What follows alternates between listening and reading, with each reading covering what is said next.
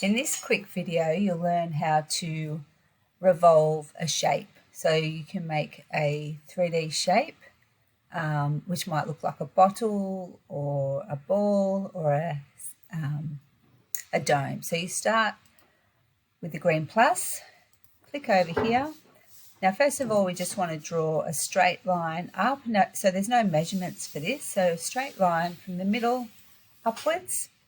Just hit escape on the keyboard to get out of there. Go back to the line tool, click the middle of the axis, and then just draw another line. And once again, hit escape. This time we're going to use the arc tool to create a shape in between here. So under create, look for the arc, and the only arc that you'll ever want to use is the 3-point arc. So click 3 points.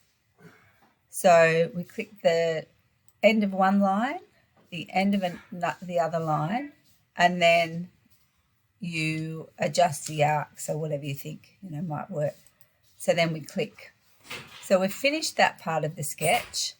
Then we go to create and look for the revolve tool, which is just here, and it actually shows you what it does. So click on revolve, click on the blue shape, and then actually over here you then want to select the axis. Now the axis is where you want the shape to revolve. So it could be the bottom one, it could be the top one, either one. So once you've done that, you'll get a revolve shape. So then you click OK. So your next step from there would be to snip that and put it into OneNote as evidence that you can use the revolve tool.